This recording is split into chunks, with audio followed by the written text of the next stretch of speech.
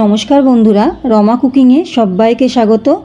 আজ নিয়ে এসেছি একদম নতুন স্বাদের মুসুরির ডাল ও পালং শাকের ইউনিক একটি রেসিপি।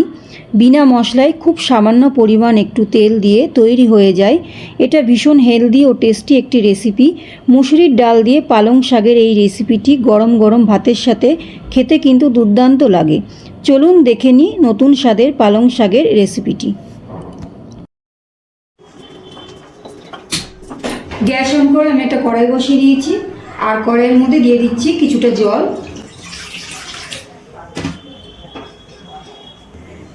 এই বাটির মধ্যে আমি বেশ কিছুটা মুসুরির ডাল নিয়ে নিয়েছি, আর ডালটা ভালো করে আমি জল দিয়ে 3-4 বার ধুয়ে নিয়েছি। এবার এই ধোয়া মুসুরির ডালটা আমি কড়াইয়ের মধ্যে সিদ্ধ করার জন্য দিয়ে দিচ্ছি।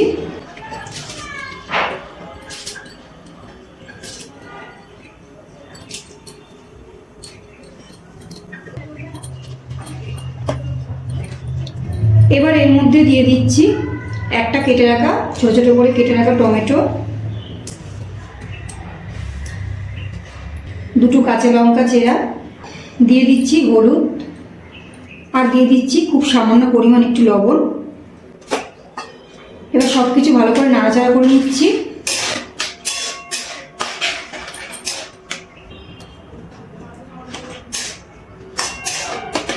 সব কিছু ভালো করে নাড়াচাড়া করে মিশিয়ে নিয়েছি।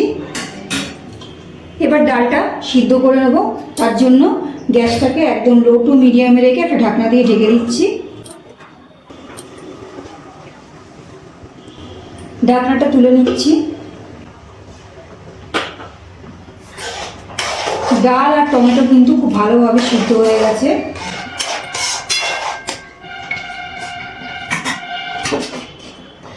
এখানে আমি কিছুটা পালং শাক ভালো করে কেটে ধুয়ে রেখেছি, আর শাকটা ভালো করে জল ঝরিয়ে নিয়েছি। এবার পালং শাকটা আমি এই সিদ্ধ ডালের মধ্যে দিয়ে দিচ্ছি।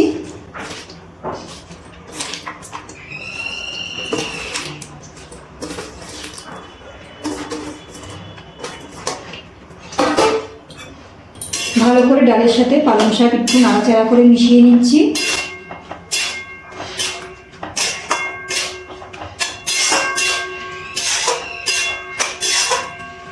ভালো করে মিশিয়ে নিয়েছি। এবার আবারও একটু ঢাকনা দিয়ে ঢেকে দেবো, গ্যাসের ফ্লেমটা লো টু মিডিয়ামে রেখে।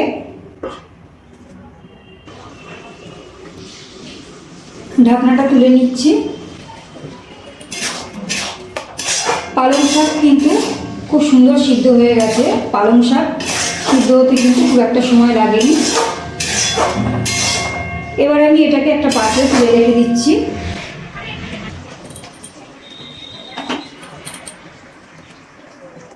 আবারও আমি কড়াইটা ধুয়ে বসিয়ে দিয়েছি।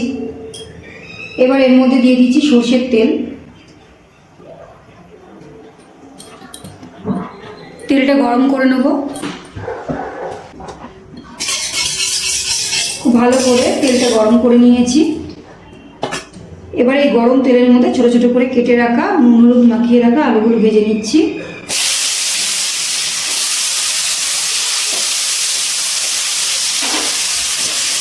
আলুগুলো কিন্তু খুব ভালো করে লাল লাল করে ভেজে নিতে হবে।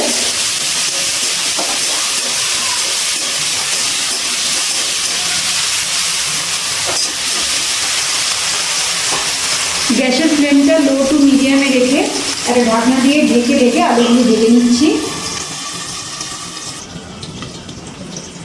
ঢাকনাটা তুলে নিচ্ছি।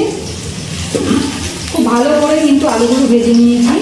আলুগুলো এমন করে ভেজেছি, আলুগুলো কিন্তু খুব ভালোভাবে সিদ্ধ হয়ে গেছে, দেখে বুঝতেই পারছেন। এবার তেল থেকে আলু ভাজাগুলো তুলে নিচ্ছি।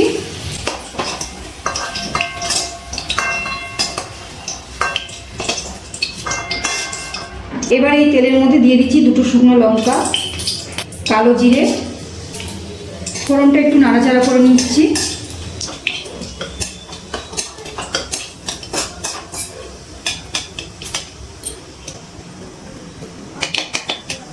ফোড়নটা তেলে একটু নাড়াচাড়া করে নিয়েছি। এবার এর মধ্যে দিয়ে দিচ্ছি 7 থেকে 8 কোয়া মতো রসুন থেঁতে করে নিয়েছি। আপনারা চাইলে কুচি করে কেটেও নিতে পারেন। তেলে রসুনটা একটু নাড়াচাড়া করে ভেজে নিচ্ছি।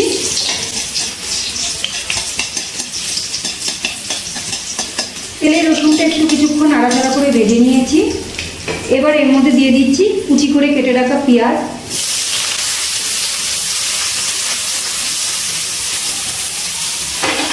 পেঁয়াজটা ভেজে নেব।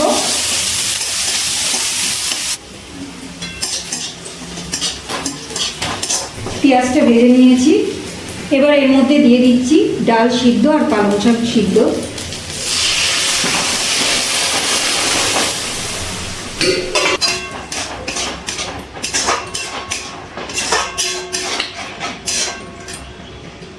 এর মধ্যে আমি সামান্য পরিমাণ একটু গরম জল করে নিয়েছি, সেটা দিয়ে দিচ্ছি।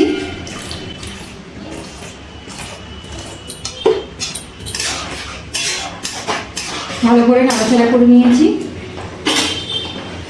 আর দিয়ে দিচ্ছি ভেজে রাখা আলুগুলো।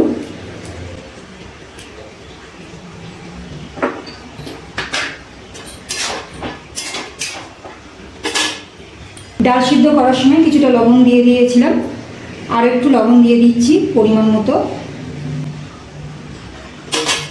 সব কিছু ভালো করে নাড়াচাড়া করে নিচ্ছি।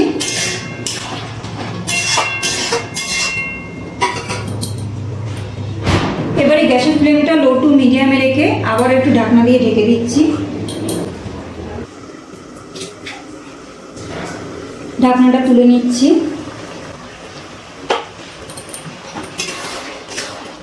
নাড়াচাড়া করে নিয়েছি।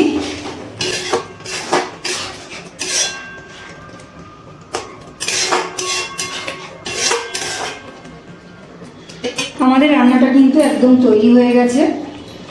এবার নামানোর আগে দিয়ে দিচ্ছি 1 চামচ কাঁচা সর্ষের তেল। এটা দিলে এই রান্নাটা কিন্তু আরও বেশি টেস্টি হয়ে যায়।